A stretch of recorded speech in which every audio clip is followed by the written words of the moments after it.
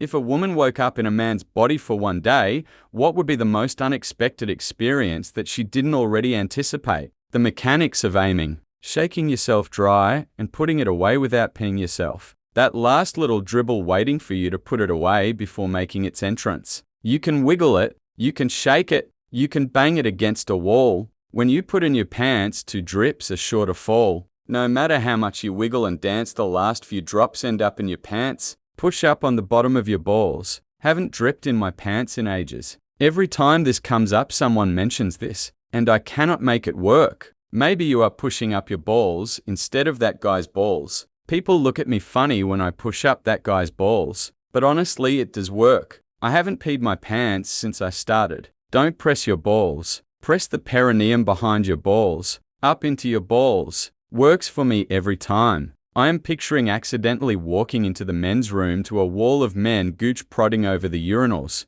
A wall of men gooch prodding. Someone write this single and release it. Yes, the OL taint squeaky. Sit and pee. It's better for your prostate, your bladder, and emptying more efficiently. Don't forget your relationship with anyone who cleans the bathroom if it's not you. That's easy. Just use a slice of toilet paper and press against the tip with a small wiggle. No dribbles into pants. I do this due to having diabetes medication in pagliflozin that makes me pee very sugary urine. So I want it dry after going. Plot twist, all the schmucks who spill their pee on the men's room floor are women who suddenly woke up stuck in a man's body that day. I think she would just sit down to avoid this, right? Like she'd suddenly start standing up after sitting her whole life. What about squeezing it from the base to the tip like toothpaste? Get one of those plastic sliders that help you squeeze the toothpaste. That's what I do, never seems to fail. With a morning wood. It's like aiming a gun with a barrel that loses its structural integrity as you go. But why not use toilet paper? No matter how much you shake, wiggle, and dance, the last drop always ends up in your pants. I would just sit. You know, you can pee sitting down, right? If the timing sucked, removing the tampon. Other than having a peen, I think the strength difference would be insane for them. I don't think this has enough recognition. My wife is often surprised about how much I can lift and move despite not working out. Even though she is almost the same size as me, she can't even come close. My wife and I had a moment like this last week moving a 2-piece china cabinet. After moving it into the garage, stopping a couple of times to let her adjust her hands and rest a bit, I picked it up entirely on my own and shuffled it into a corner. That's not fair. How can you just do that? I don't know, dude. Biology has determined that I am basically a tractor with feelings. Biology has determined that I am basically a tractor with feelings. I fucking love that description. This has been an apt description of the male labor expectations I've come to accept since I hit puberty. For example, when I moved out of my parents' house and wasn't available to move 20 bags of chicken feed at a time for my mother, my dad bought her a Kawasaki mule. My parents literally replaced me with a tractor. Biology has determined that I am basically a tractor with feelings. Then something about plowing your wife. I'm just not sure how to get that in a coherent sentence. Made my bloody day. When I was a teenager, I was very sporty. When I was 18, I looked up the weightlifting performance charts for my body weight. It came back as top end of elite, bordering on world record breaking. It took me a minute to figure out my mistake. I was looking at the women's chart. I was high end of average for a man. An above-average man is about as strong as the strongest women his own size. I was reading a report from someone who was MTF. They said that after being on T blockers for a while, everything in the world basically got twice as heavy. A friend of ours went FTM years ago. He was already pretty big and strong, but the hormone treatment sent him a bit mad. Took everything as an insult and was quite aggressive. He had to go on time out at our wedding because he tackled one of my friends who had playfully insinuated that rugby was rougher than American football because they don't wear a load of armor to play it. He settled down over time, but he said his baseline strength at the gym more than doubled over a year or so. Slamming doors and breaking things all day. Oh gosh, I would revel in my newfound strength and go around lifting all the things just for the heck of it. Height size difference too. I'm 52 and I've asked my 511 partner how it affects him. He has told me that sometimes stairs aren't big enough for his shoe size. I usually zoom through small spaces and stuff, so adding on 100 pounds is around a foot in height and larger feet would probably cause some tripping, getting head on things, etc. A thing I never see mentioned, you will need to relearn how to walk. The difference between male and female pelvis structure is enough to require differences in locomotion. Watch men and women just standing casually. Women tend to lock their hips, men tend to stand straight. Trying to. Then actually peeing after nutting, oh man, that's a whole mission and experience. Similar for women. Except if we can't get the pee to come, we can end up in pain for a week with a UTI. UTIs fucking suck. The pain and peeing blood as well as that sinking feeling whenever you go the loo. Worst experience ever TBHXX. The look of concern when you're in the vicinity of a child or the looks of suspicion when you're with your own. I've gotten what are you doing here at least a dozen times while at the park with my kid. Edit, yes, I live in the US. I very much think it's a cultural thing. There's been a manufactured sense of fear instilled by politicians and irresponsible media. This is the worst. I work a rotating schedule, so I'm frequently at the park with my kids on weekdays, and the homemaking MOMS are always so suspicious of me. I'm here with 2 kids who call me dad. Maybe that's a clue I'm not here to steal more. Dad of 2 girls here, 8-13. This used to really bother me. It was more of a fear than a reality, but a couple of instances really got me shook. Know what helped? Rolling around on the ground with them.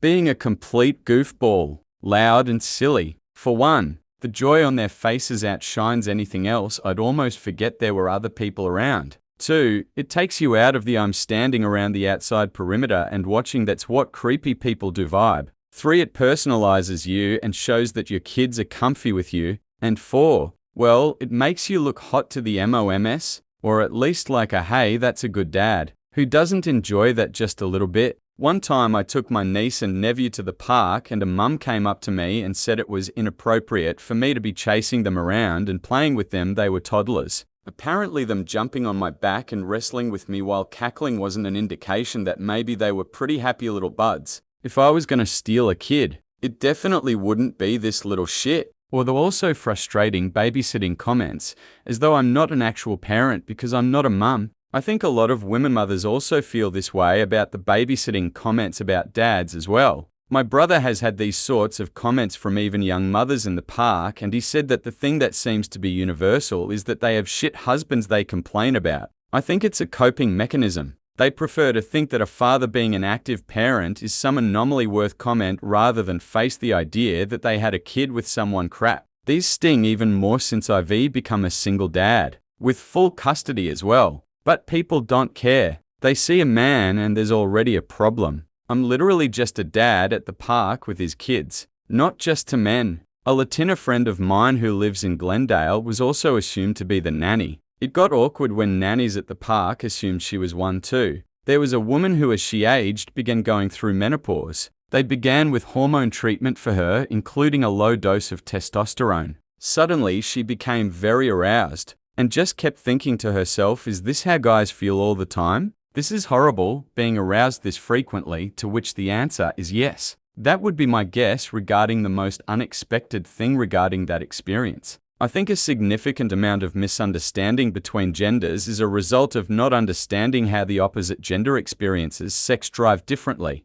Higher T makes you low-key turned on all the time, and any stimulus puts you from 0 to 100 in like a second. Read any FTM trans reports after going on T. This is definitely why men can be bad at foreplay. On the flip side, this is why a lot of men don't understand the importance of foreplay. Completely agree. No wonder gay guys are stereotypically having so much sex. They already have the intuitive understanding of how the other is feeling. We know about it. It's been made into our problem too often, which is why you see such little sympathy around it. Am I sympathetic to the pains of a teenage boy? Yes. But after being told so many times as a young girl you can't wear a tank top when working out because the boys will be distracted by your shoulders, you reach a point where you start to go, but isn't that your problem? When I'm horny, it's my problem. When I'm on my period, it's my problem. When I'm PMMIing, it's my problem. How come when you're horny, it's still my problem? Not saying you're saying this, OP,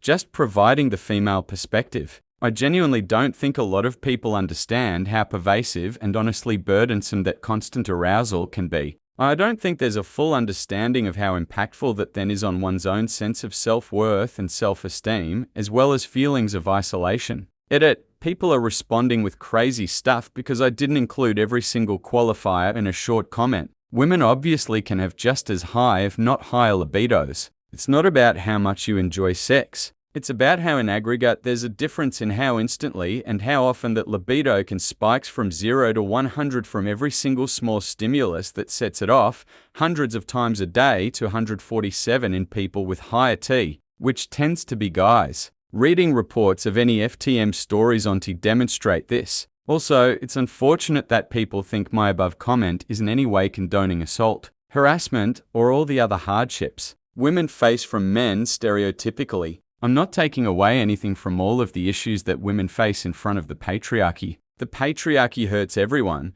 This was simply a single comment on how on average men can experience something different than women. So when I took estrogen, I found that I wasn't horny all the time anymore. However, once I was horny, I was so horny that I literally felt like I was unwell, like it was a genuine sickness that needed to be dealt with as soon as possible. Significantly more extreme than even the most extreme horniness I'd had before, just way AI less frequently. Not like I couldn't get horny with the proper stimulation, but I wouldn't just randomly be horny all the time. Let's face it, they would all just helicopter around first thing. I'm female and can confirm. I would immediately do this. Dude, I've had this thing for 40 years, and I'm still helicoptering before I jump in the shower every day. It's like how you have to give BBQ tongs 2 little test pinches for good luck. Walking behind a woman in public and realizing that she was concerned about you. Peeing standing up would be the most satisfying IMO bonus if they do it in a public men's bathroom and witness how many bypass the sink and don't wash their hands. Witness how many bypass the sink and don't wash their hands. When you're sitting down at your desk in the office, and somehow your underwear is pinching up against the side of your balls, but you can't just get up and pick it out, because what it actually needs is for you to lower your underwear down just a little bit, so you can have the slack necessary to loosen its stranglehold on your future children's temporary housing. So you put your hand in your pocket and shift your leg a little by rotating up near the joint and pulling down your underwear from inside your pocket like you're trying to sort cards with mittens on, when the true solution is to unbutton your pants. Put your hand all the way down your underwear like you're digging for opals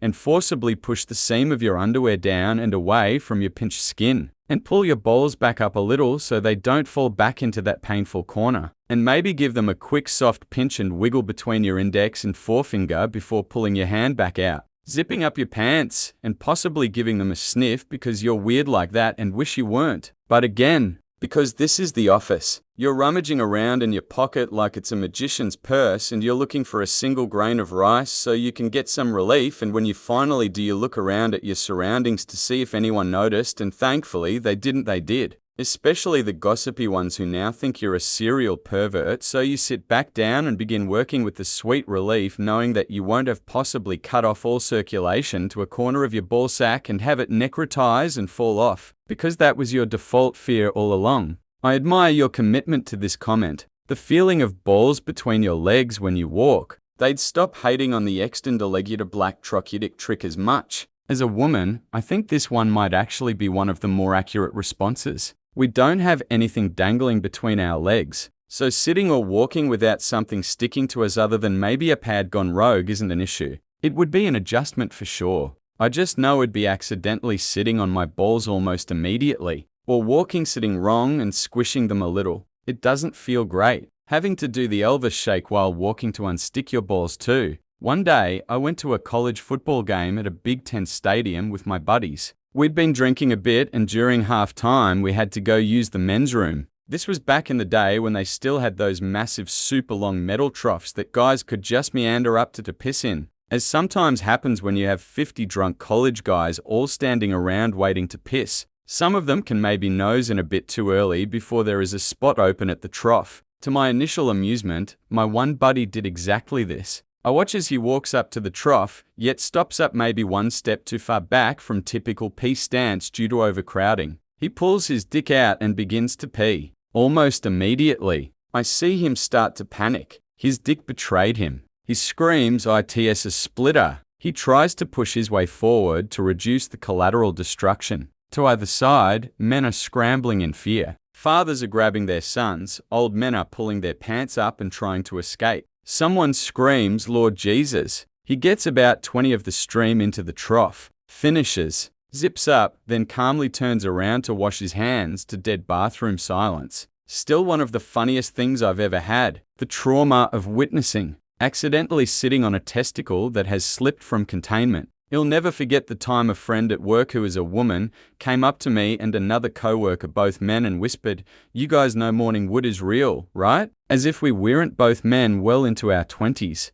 Haha. Yes, it just stands at attention unprovoked. You don't even have to be thinking wild thoughts. And the flagpole is ready for mounting. I don't know how to feel about it, having a more consistent workout routine than I do. It is dedicated to its workout routine. I recently realized that I haven't had proper hardwood in many moons. Am I old? Is that it? I tend to wake up early. There is something fun about slowly sliding my hand down towards him and seeing if he's hard. I'm quite aware of morning wood. Morning wood is the hardest wood. False. Brazilian cherry is the hardest. 2,350 on the Janka scale. The great thing about the Janka scale is how so many hardwoods have colors that can be used for racial humor or national names in their names. How little other people care about you or give you attention. This one is accurate. A few years ago, I was carrying a metal filling cabinet at work and a distracted coworker walked into me. I fell against the wall hand first and hit the cabinet with my body, sort of rolling. My hand immediately felt like it was on fire. Meanwhile, my coworker stumbled and fell on her butt. She got up and everyone rushed to her aid. Meanwhile, my hand was the size of a balloon. I told my boss I thought it was broken and needed to go to a doctor. She said, quote, "You're fine. A few more hours won't kill you." A while back, I saw a video. A woman disguised herself as a man and lived as one for a while. That was the thing that she disliked most. Finding out nobody cares. Making an involuntary noise when getting up off the couch. How instant and fully sex drive kicks at anything sparking it. Read FTM transition stories when they go on T. How much this impacts your mood, sense self-worth and esteem, and overall feelings of isolation. I imagine suddenly waking up as the opposite gender would be extremely unexpected and unanticipated. Every chance I got. The urge to flush the toilet before being done peeing and then racing the flushing water with your pee to see who is done first. How little conscious control we really have over erections.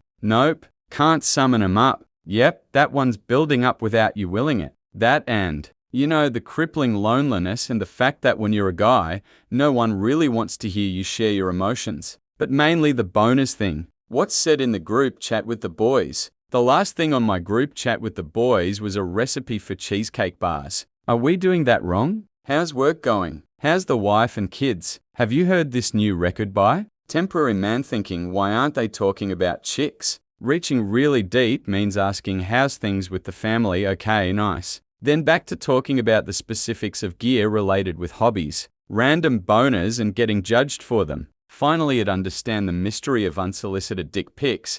Is it in the anatomy or the audacity? Nah, you wouldn't. Only some weirdos do that and the rest of the male population, and no clue as to the why. The answer is horny. That handshakes with other men have so much meaning in them. It's not just a friendly greeting. Pissing with morning wood. Some have mentioned the effect of testosterone, so it might be that. But I think it would be a shock at how little attention they receive in that scenario. Men sometimes go years without a compliment or genuinely encouraging words. The lack of attention would likely be startling. Having everyone ignore you. If you're even average attractiveness, you're probably used to everyone checking you out all the time. Random guys are always walking up to you to try to talk to you, or trying to find random reasons to open a conversation with you. Being a dude is being left alone. Even if a woman is into you, they're so subtle about it that it's easy to overlook. Most of the time you can walk around like you're invisible. If you try to approach a group of people at a bar,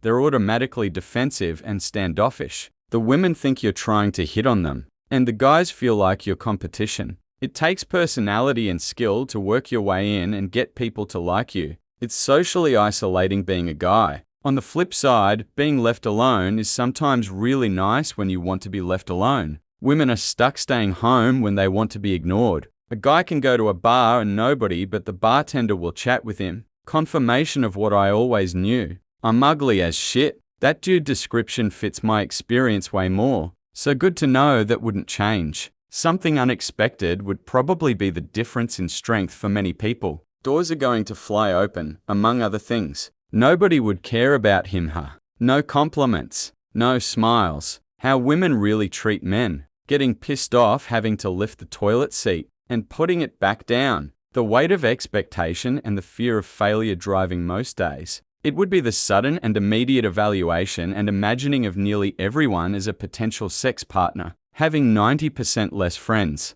This baffles me. My husband is incredibly extroverted, he loves people, but during the pandemic lockdowns, I had to go recruiting people for him to play a Zoom game campaign with. I don't understand why he couldn't just do it himself. I have friends who say the same thing, they have to set their husbands up with friends. I don't understand why y'all can't do it yourselves. I'd have left my husband to his own devices except he was not doing well with the isolation. I would have thought that would make him more inclined to get a group going. Testosterone as a hormone drives you crazy. Had a friend transition who basically once said, I get it now. I mean, all sex hormones are pretty famous for this. Have you heard of PMDD or postpartum depression? The absolute lack of validation and attention they would receive, whether from friends or strangers. Speaking of strangers, be prepared to have women treat you differently now as well. Being able to walk around at night or into bars, etc., with almost no concern. Thought this the other day, walking home from the train station at 1 a.m. in the morning along an unilluminated river path. Thought, shit, ain't no way you'd do this as a woman.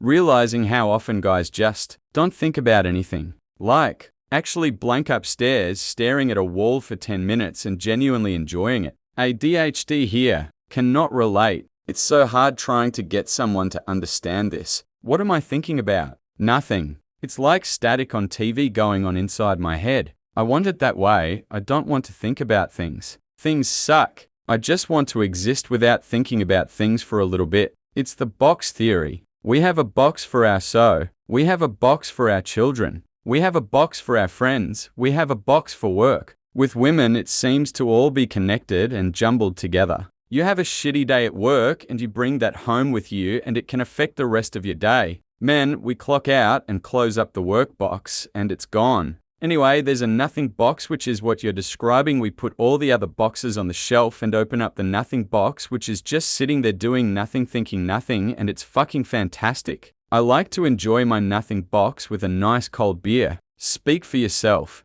I wish I could turn my brain off that way. I've tried hypnosis-guided meditation and it flat out doesn't work for me. You have zero control over when your guy wants to rise to attention. An example, high school teacher asks you to do something on the blackboard and you have to decline. How big of pervs women can be. They only get grey sweatpants to wear. How easy it is to sack yourself. I don't think you are prepared for how much time your eyes and brain are going to spend scanning the streets for ass. The amount physical pain that is just there, normalized and repressed after adjusting to it after some period of time. I think women have this too. The feeling of being able to move around in the world, feeling safe would be overwhelming. Not having to look over my shoulder. Sexual violence is real, folks. Experiencing moments where she realized she hadn't scanned her surroundings or thought about escape routes and tactics for a couple of minutes. Maybe accidentally touching the inside of the toilet with your penis when you sit to take a shit. Having solutions for their friends' problems after years of validation and vibes, lol.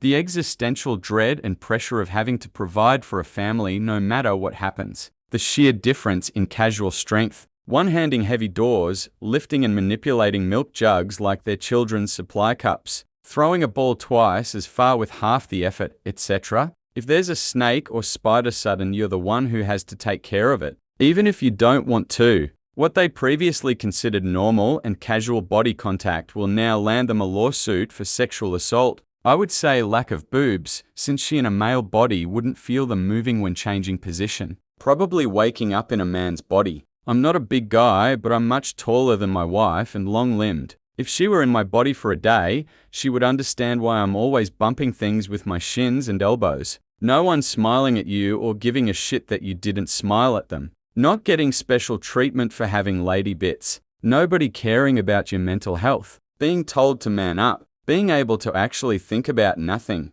Honestly. Probably realizing how invisible you suddenly feel. People don't watch your every move. Random strangers don't comment on your body, and walking alone at night feels way less like a survival mission, which can be both liberating and unsettling in ways she never anticipated. Walking down the street without getting looked at or catcalled, feeling safe everywhere is pretty wild. I am a woman, and my first thought was if I would experience the encroaching eye of women like I do of men. If I would as a man know that everywhere I went women were assessing if I was a threat. I'm a conventionally attractive, voluptuous woman with a body type that is too easily sexualized. I get lingering stares and am in a constant state of underlying unease when I'm in very public places. It's like a program running in the background. I often wonder what it feels like to men to be perceived as a constant threat. If I am at a public grocery store and a man looks at me for too long, he is considered dangerous. On a daily basis, I assess at least a dozen or two men as threats to my safety.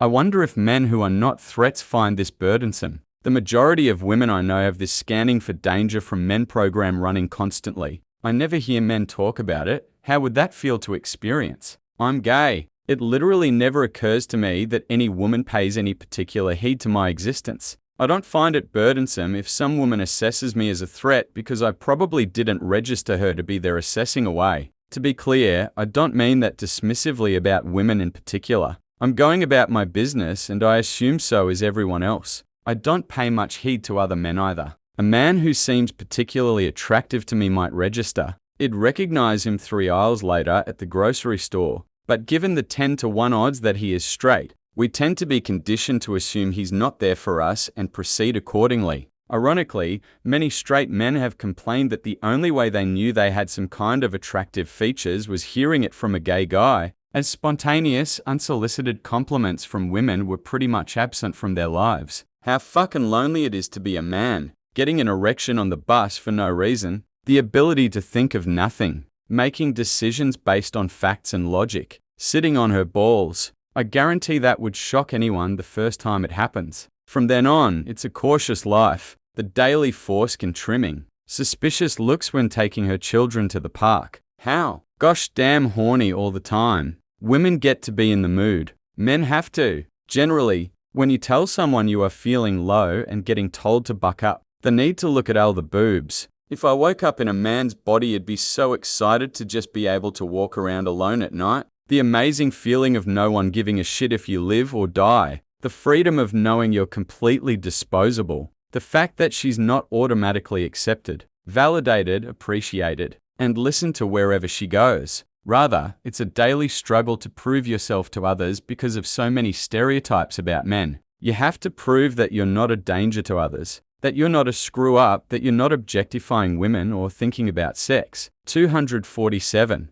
That you're not racist, homophobic weaver, the popular insult for men currently is. At the same time, she has to accept that she's invisible to most people. So size either invisible, or she's seen it's assumed that she's a danger, creepy, rapey, etc. Due to replies below, it appears as if my point is not understood. Do I think that they are automatically accepted, validated, appreciated, and listened to? No, of course not. I'm not blind, but many of them think they should be a very entitled mindset. Men know all too well that this isn't the case because of how we are treated on the daily. That she could go for a jog without fear of sexual assault. That would be something we'd already anticipate, TBF. Who is supposed to answer this? Men? But how would men know what women anticipate? So it's women who answer this? But isn't this question explicitly about what women wouldn't anticipate? I don't think there's any person particularly qualified or in a good position give a definitive answer.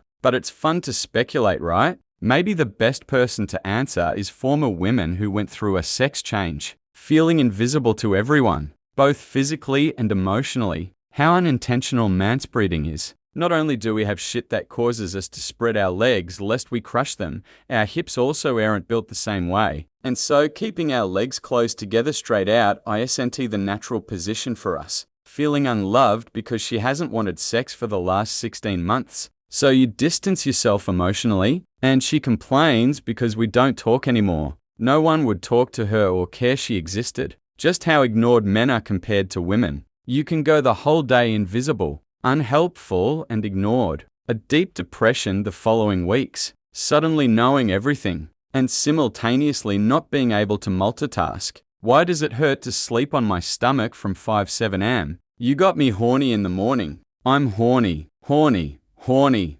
horny, so horny. I'm horny, horny, horny. I'm horny, horny, horny, horny, so horny. I'm horny, horny, horny tonight. Don't know that a bit of fines is needed when closing the zipper, or the pain will remind you why one is careful. The difference of how people treat them. She can write her name in the snow without using her hands. Honestly, the fact that as a man, you can walk or go anywhere you please and no one will talk or even look at you. Why is it hard? I'm not horny and nothing touched it. How big the sex drive is. The feeling of not being good enough. I think the biggest change might be how little attention anyone gives you. This might as well be a positive if you usually are a woman. I would be curious about post-nut clarity. It's such a sudden and massive mental change, it's like a light switch being flipped. From my understanding, women don't experience it to the same extent. The massive, almost all-consuming sex drive to suddenly going away is significant.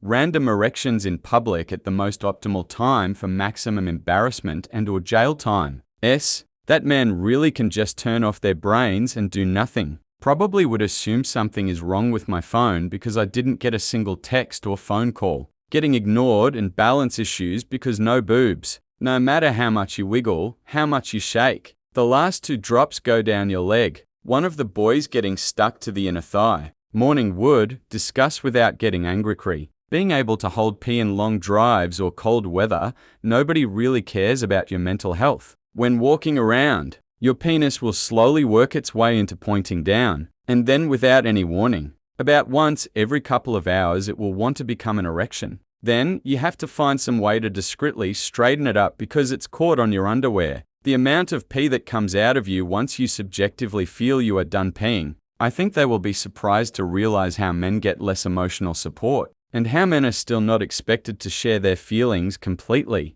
Going to the toilet, sitting down, but not quite far enough back. And then that moment of dread when your penis touches the inside of the toilet, even worse if it is a public toilet.